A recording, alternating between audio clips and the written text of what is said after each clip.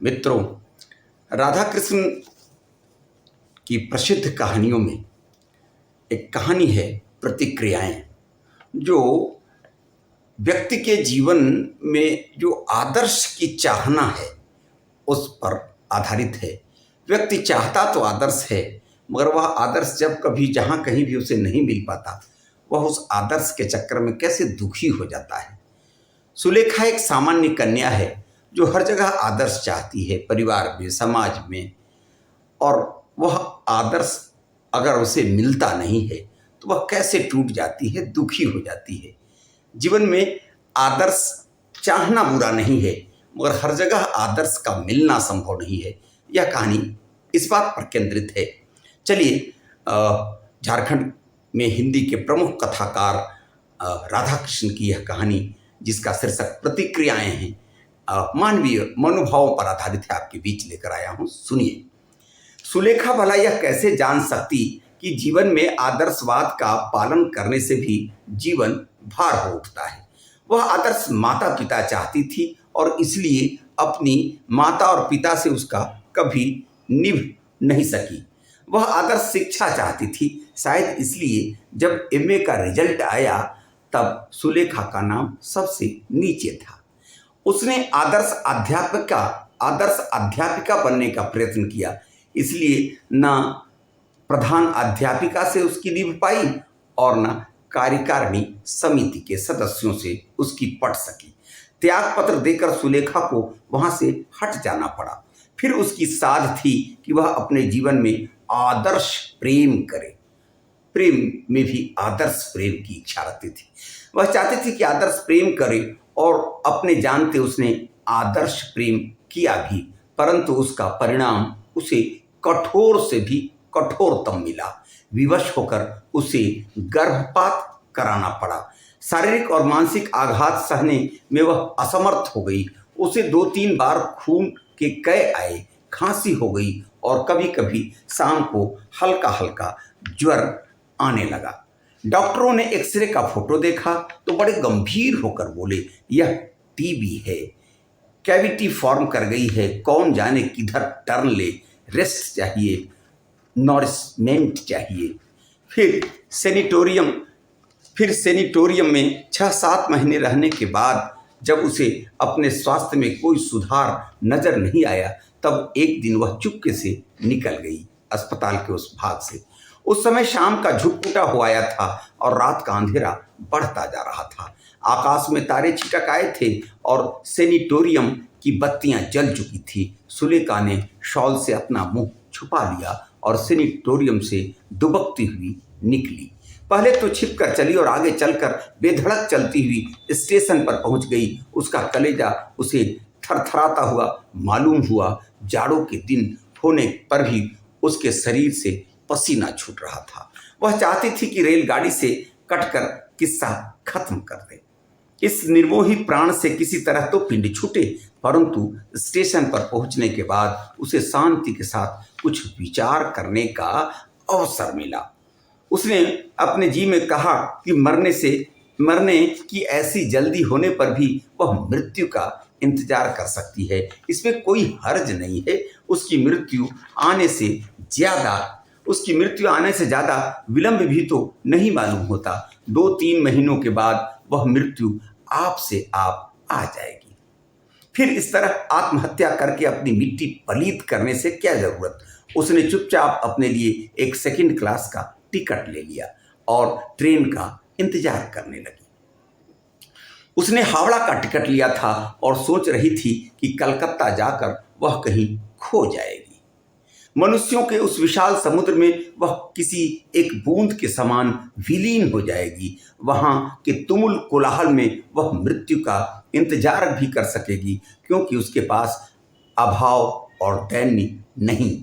चाहे जिस तरह भी वह वहां रह सकती है, उसके पास अब भी कई हजार के नोट हैं, इसलिए मृत्यु के आने तक किसी तरह की भी बाधा नहीं है। मृत्यु आ जाए तो उसके बाद भी बाधा नहीं है, क्योंकि उसके पास कीमती आभूषण भी हैं जिससे उसकी मिट्टी ठिकाने लग जाएगी। सामान वह अपने साथ नहीं ले सकी तो कोई हर्ज नहीं। जब वह चाहेगी तभी सामान हो जाएगा। मगर जाड़ों के दिन थे, रह रह कर ठंडी हवा के थपेड़े आ जाते और सुलेखा सिहर उठती, उसके दांत खटखटाने लगते। वह अपने को समझाना चाहती कि केवल 12 घंटों की ही तो बात है, कल सवेरे ही वह कलकत्ते में होगी। कल्पना की आंखों से वह देखने लगती कि वह रेशमी रजाई खरीद रही है और मुलायम गद्देदार स्प्रिंगदार पलंग पर आराम कर रही है कि गाड़ी धड़धड़ाती हुई पहुंच गई और वह छोटा सा स्टेशन चहल पहल से भर गया। सुलेखा का दिल डूबने सा लगा। यहाँ सेनिटोरियम में कुछ बुरा तो नहीं था, जी में चाहे जैसा मालूम हो, पर डॉक्टरों का कहना था कि उसके स्वास्थ्य में उन्नति हो रही है। बुखार का आना बंद हो गया था, खांसी अब भी सताती थी। फिर वह यहाँ से क्यों जाए? जाने से लाभ ही क्या? परंतु समय बिल्कुल नहीं था। गाड़ी वहाँ केवल 3 मिनट के लिए खड़ी होती थी। सुलेखा बेंच पर से उठ गई और जाकर सेकंड क्लास का एक डिब्बा खोला। वहाँ की लाइट बुझाई हुई नहीं गई थी, केवल एक आदमी उस डिब्बे में था जो रेशमी रजाई में लिपटा पड़ा था।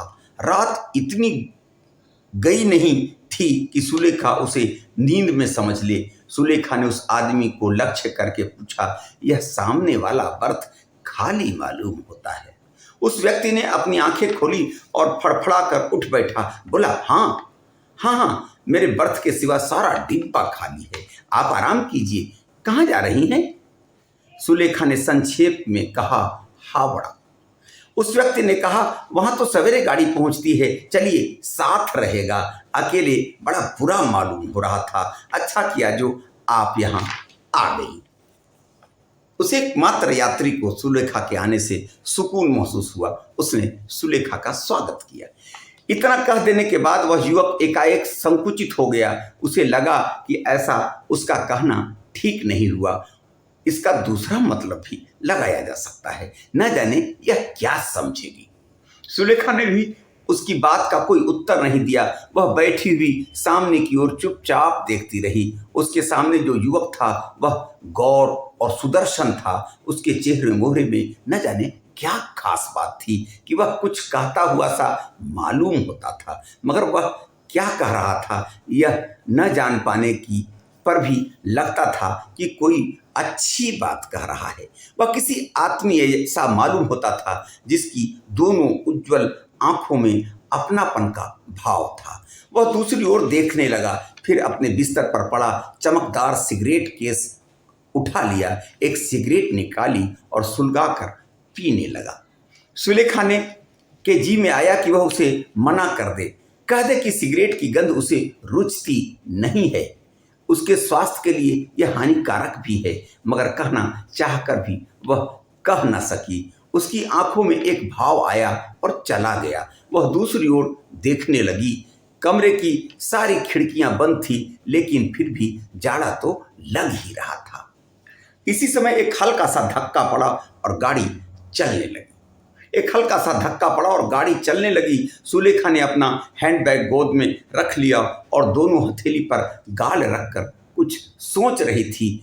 युवक की दृष्टि अभी सुलेखा की ओर थी। सुलेखा सुंदरी थी, उसमें संदेह नहीं। रोग के कारण वह आर्ट पेपर की तरह श्वेत और चिकनी मालूम हो रही थी। आंखों में एक निराशा और विरक्ति तथा उलझन का भाव था। होठों पर एक दीप्ति मुस्कान निष्कंप दीप शिखा के समान जल रही थी और उसके संपूर्ण व्यक्तित्व को उद्भासित कर रही थी। सहसा वह युवक चौंक पड़ा। बोला, आपका सामान? चूंकि यह बिना सामान की थी। सहसा वह युवक चौंक पड़ा। बोला, आपका सामान? माल असबाब? सुलेखा ने मुस्कुरा कर उसकी ओर देखा, मानो आंखों से धन्यवाद देकर बोली, सामान तो मेरे पास कुछ भी नहीं, बस तन्हा हूं। उफ, ओवरकोट भी नहीं? नहीं, वह भी नहीं। सुलेखा अपनी मुस्कान के साथ साथ मानो कोई पहेली बुझा रही थी। आप क्या करती हैं? सुलेखा ने अपना हैंडबैग गोद से उतारकर बाईं ओर रख दिया, फिर हंसती हुई बोली, यह आपने सबसे जरूरी सवाल पूछा है, मगर इसके जवाब में मेरे पास कहने को कुछ भी नहीं है। फिर भी पहले अध्यापिका थी, अब नहीं। पहले अध्यापिका थी, अब नहीं हूं। गाड़ी का वेग बढ़ गया था। पूरी तेजी से गाड़ी जा रही थी। एक पुल के ऊपर से गाड़ी जाने लगी और डिब्बे के अंदर भयानक शोर भय आया। पुल से गाड़ी निकल जाने के बाद युवक ने मानो अपने आप से कहा, बड़ा जाड़ा है। फिर मानो उसके प्रश्न सूचक दृष्टि से सुलेखा की ओर देखा। मतलब था कि जाड़ों के दिन हैं, लंबी यात्रा है, आप बिना कपड़ों के जा रही हैं, न बिस्तर है, न रजाई, न कंबल, न ओवरकोट। फिर यह रात भर की यात्रा इस तरह कैसे पार लगेगी? मन ही मन किसी न किसी तरह कट जाएगी। सुलेखा ने जैसे अपने आप को आश्वस्ति देते हुए कहा, किसी तरह क्यों, अच्छी तरह कटेगा। वह युवक अपने बिस्तर पर से उठकर खड़ा हो गया। अपने दोनों हाथों में एक एक कंबल लेकर बोला, आप इस पर आ जाइए, कोई तकलीफ नहीं होगी। 2 कंबलों में से मेरी रात कट जाएगी। सुलेखा ने उसकी ओर कृतज्ञता से देखा और मुस्कुरा गई। युवक ने कहा, और हाँ, धन्यवाद न दीजिएगा। सुलेखा ने पूछा, कृतज्ञता भी नहीं? युवक ने जैसे व्यस्त होते हुए कहा, नहीं नहीं, मेरे पास यूं ही ज्यादा सामान है। आपकी कृतज्ञता के भार को ढोने के लिए एक अलग मजदूर करना पड़ेगा। उठिए, आइए इधर। और सुलेखा उसके बिस्तर पर चली जाती है और वह 2 कंबल लेकर बगल वाले बर्थ पर चला आता है। वह उठकर सुलेखा के बर्थ की ओर चला गया और सुलेखा लाज भरी मुस्कान लिए हुए जाकर उसके बिस्तर पर बैठ गई। यद्यपि वह जल्दी से रजाई खींचकर ओढ़ लेना चाहती थी, तथापि संकोच उसे दबा रहा था। उसने पूछा, खाना भी तो आपने नहीं खाया होगा ना? सुलेखा ने उपेक्षा के भाव से कहा, जरूरत भी नहीं है। जरूरत क्यों नहीं है? उसने कहा, वह टिफिन कैरियर रखा हुआ है, उस बास्केट में प्लेट है, खा लीजिए। और आप? मैंने अपना खाना समाप्त कर किया ही था कि आपने स्टेशन पर गाड़ी आकर रुकी कि आपके स्टेशन पर आकर गाड़ी रुकी। सुलेखा ने रजाई खींचकर गोद में डाल ली और चुपचाप बैठी रही। कदाचित वह कुछ सोच रही थी। उसने कहा, मालूम होता है आपको खिलाने के लिए मुझे ही उठना पड़ेगा। सुलेखा ने संकोच करते हुए कहा, नहीं नहीं, आप क्यों कष्ट करेंगे, मैं स्वयं लिए लेती हूँ। और वह उठकर टिफिन कैरियर के पास बैठ गई और उसे खोलने लगी। भोजन भी समाप्त हो गया। सुलेखा आकर अपने बिस्तर पर बैठ गई। पूछा, मुझे क्षमा करेंगे, आपका नाम क्या है? इतनी यात्रा, इतनी बातें, इतना सहयोग हो गया, मगर सुलेखा ने नाम नहीं पूछा। आपका नाम क्या है? उसने कहा, लीजिए, आपको क्षमा कर दिया, मेरा नाम जानकी शरण वर्मा है। मेरा नाम जानकी शरण वर्मा है, यूपी का हूँ, मगर बहुत दिनों से कलकत्ते में रहता हूँ। कुछ व्यापार है, कुछ मकान है, कुछ टैक्सियाँ चलती हैं, इन सब से आमदनी का एक रास्ता निकल आया है। रहता हूँ भवानीपुर में। सुलेखा ने बातचीत चालू रखने के लिए कहा, आपकी रुचि किस चीज की ओर है? राजनीति, साहित्य, स्पोर्ट? जानकी ने बीच में ही बात काटकर कहा, मुझे किसी चीज से खास दिलचस्पी नहीं है। व्यापारी आदमी ठहरा।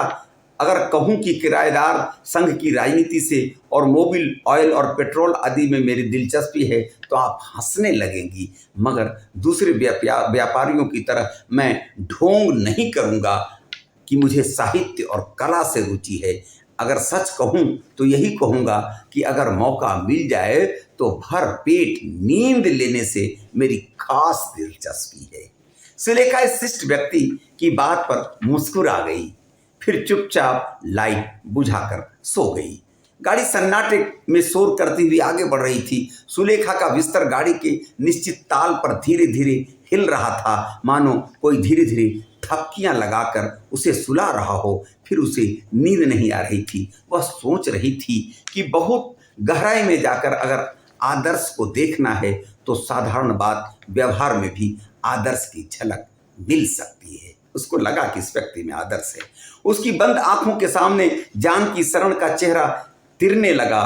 कितना शिष्ट व्यक्ति है यह भी तो अपने व्यापारिक उलझन के जीवन में एक विशिष्ट आदर्श लेकर चल रहा है। जैसे कीचड़ में कमल खिल रहा हो, क्षण भर के लिए भी किसी को सुख पहुंचा सकना कितनी बड़ी बात है। सुलेखा को लगा जैसे वह जीवन की ओर वेग से उन्मुख हो रही है, वह पीछे पीछे जा रही है और आगे आगे चलता हुआ यह जानकी शरण वर्मा नामक व्यक्ति उसे मार्ग बतला रहा है।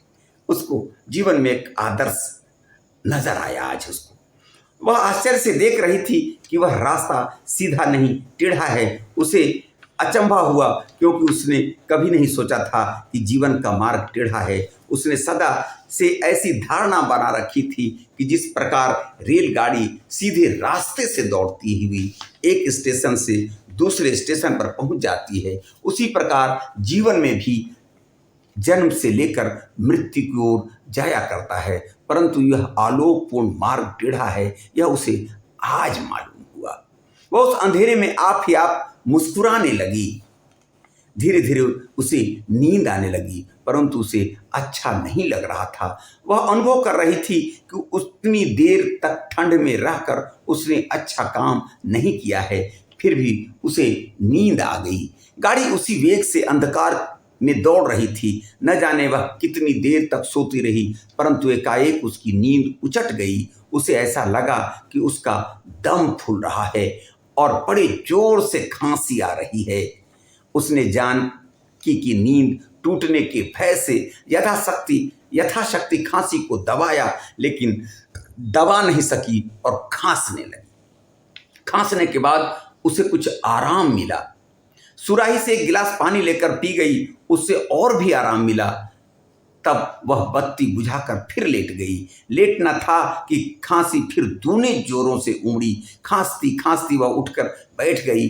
खांसी ऐसी कि रुकने का नाम नहीं लेती।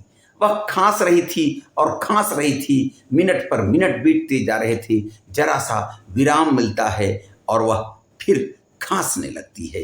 किसी ने स्विच दबाया और खट से उजियाला हो गया। वह जानकी था। आपको बड़ी बुरी खांसी है? जानकीनाथ टोकता है, उठ जाता है। आपको बड़ी बुरी खांसी है। सुलेखा खांसती रही, कोई जवाब नहीं दिया। आपको इस तरह ठंड में नहीं निकलना चाहिए था। सुलेखा ने फिर भी कोई जवाब नहीं दिया। उसकी खांसी रुकती ही नहीं थी। बड़ी देर के बाद उसकी खांसी रुकी। खिड़की खुल नहीं पाई थी, इसलिए उसने बलगम डिब्बे के अंदर ही थूका था। जानकी ने बिजली की रोशनी में देखा कि उस बलगम के ऊपर खून की लाल रेखाएं चमक रही हैं। वह एक बार सिहर उठा। जब बलगम में खून की रेखाएं देखा तो वह एक बार सिहर उठा। जानकी ने सुराही से ढालकर उसे जल पिलाया, फिर उसे लेटाते हुए कहने लगा, घबराने की बात नहीं है। ऐसा तो होता ही है। जिंदगी में बहुत सी गलत बातें आकर आपसे आप इकट्ठी हो जाती हैं। इन गलतियों से गुजरते हुए भी अपने आप को सही बनाना पड़ता है।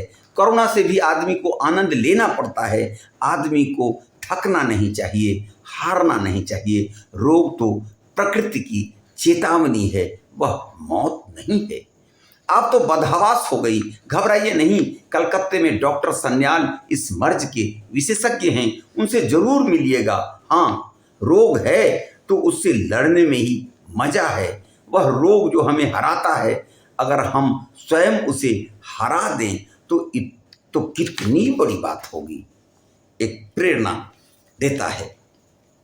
सुलेखा जानकी की बातों में आश्वस्ति पा रही थी। उसने करुण आंखों से उसकी ओर देखते हुए कहा, मुझे बहुत खराब रोग हो गया है, शायद मैं नहीं बच सकती।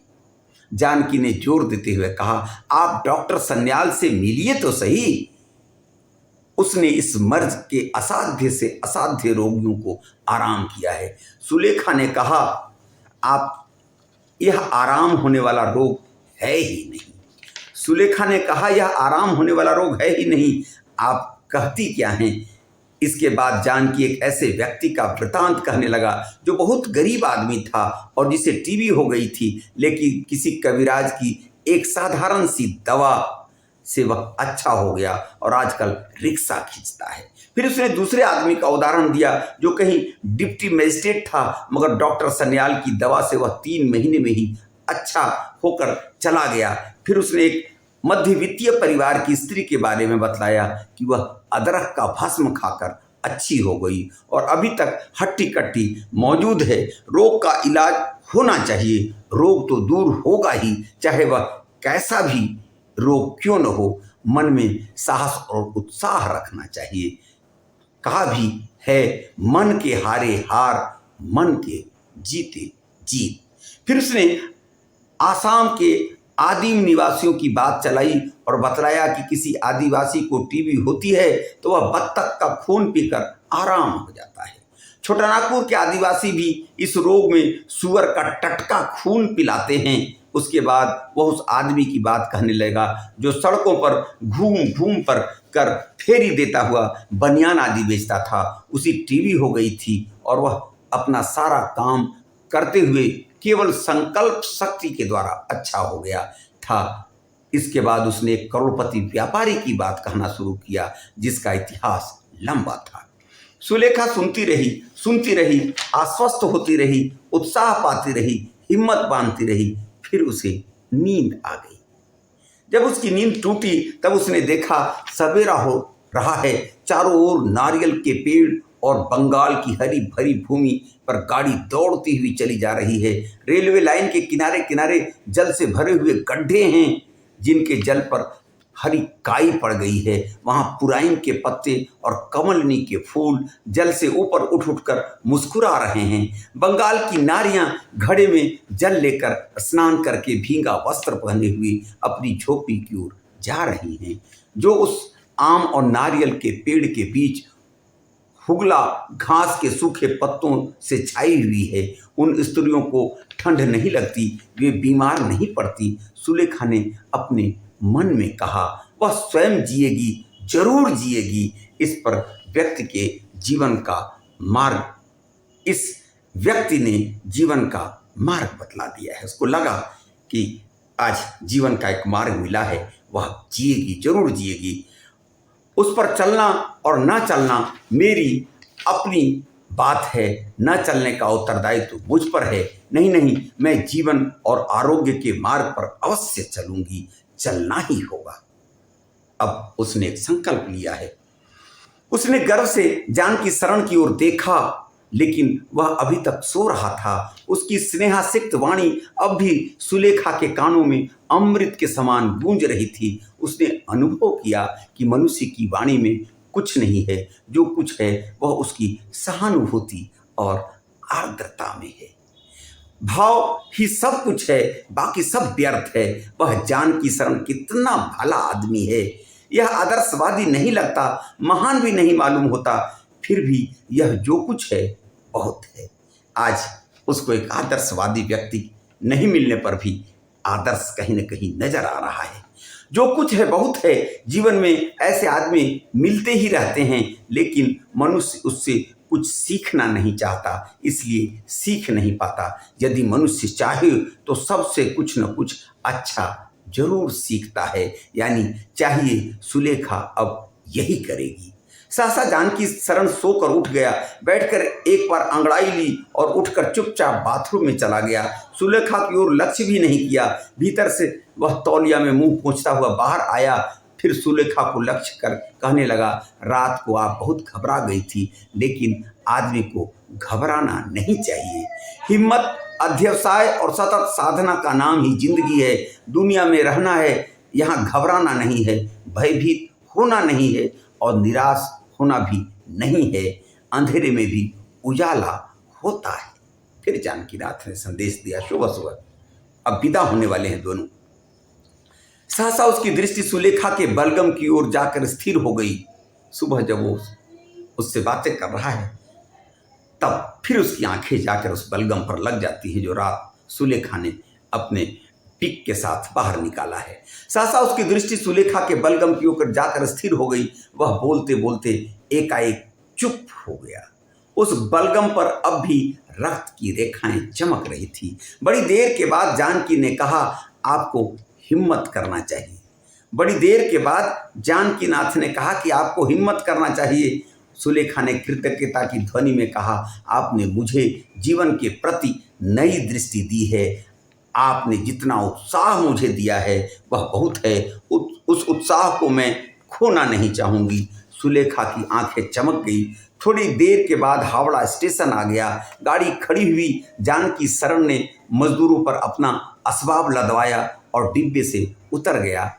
प्लेटफॉर्म पर उतरकर उसने कुलियों पर लदे हुए अपने सामानों को गिना और अपने हाथ की छड़ी को नचाता हुआ आगे चलने लगा। सुलेखा के मन में एक क्षोभ हुआ, क्योंकि उसने इसके प्रणाम का प्रत्युत्तर भी नहीं दिया था। वही जानकी नाथ जिसने इतना कुछ आदर्श उसके साथ प्रस्तुत किया, विदाई के समय कुछ भी नहीं बोला। इसकी कचोट होती है सुलेखा को।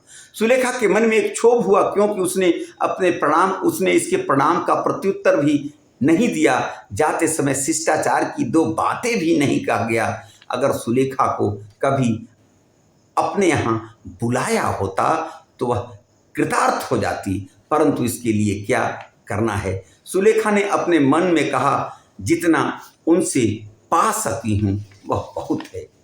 जितनी आत्मीयता उसने रात में दी, जितना संदेश उसने दिया वह पर्याप्त है।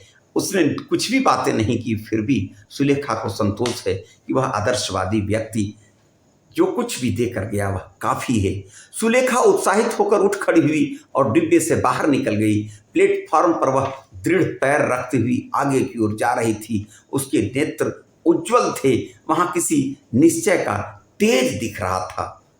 इस बात को 6 महीने गुजर गए।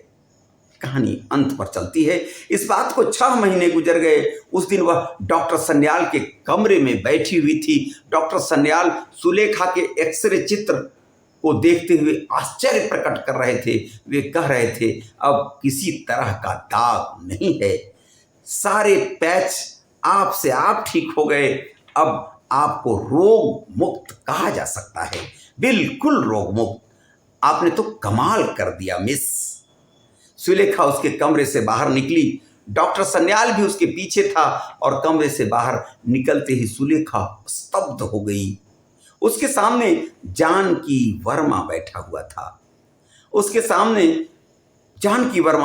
था। वही जानकी शरण वर्मा, दुर्बल, शीर्ण, रोगी, चेहरे पर निराशा और कातरता के चिन्ह।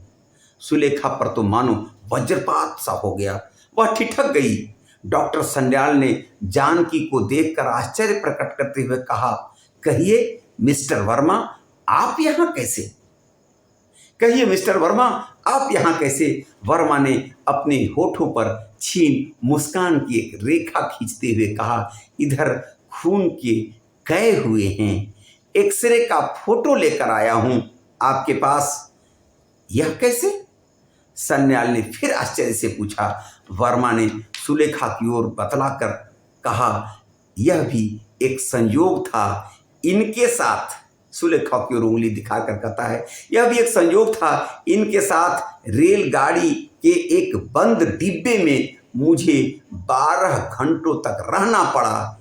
उस बात को मैं कभी भूल नहीं सका और इनके रोग ने मुझे पकड़ लिया। कहानी समाप्त हो जाती है। वह सुलेखा जिस जानकी नाथ वर्मा के में आदर्श पाती है, मगर वो जानकी नाथ वर्मा सेवा तो करता है, रात के अंधेरे में उसके ठंडक से लड़ने की क्षमता देता है, अपने वस्त्र देता है, मगर कहीं न कहीं उसके खून के धब्बों को देखता है, वह मन में बिठाए रख जाता है। यह खून के धब्बों को जो अपने मन में बिठाता रह गया वह जानकी नाथ वर्मा, वह एक प्रतिक्रिया बनकर स्वयं उसके अंदर आ जाती है और खुद जानकी नाथ वर्मा उस बात को सोचता कि उस रात 12 घंटे तक बंद डब्बे में उसके साथ रहा, जो एक टीबी का मरीज है। सुलेखा की बीमारी उसको लग जाती है। ये कहानी मनोवैज्ञानिक है। क्रिया के विपरीत प्रतिक्रियाएं होती हैं। जो आदर्श को खोजती हुई सुलेखा किसी में आदर्श नहीं पाती, मगर जानकी नाथ में पाती है।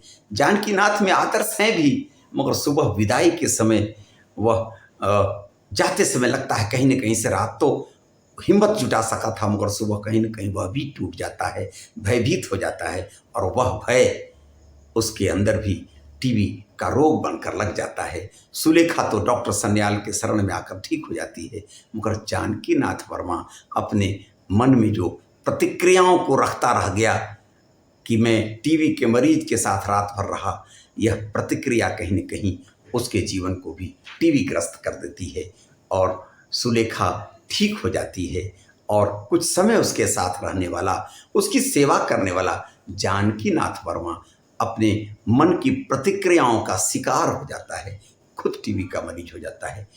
राधा कृष्ण की यह कहानी संवेदना से भरी हुई है। एक युवती जो आदर्श तो खोजती है, मगर उसको जीवन में आदर्श नहीं मिलता।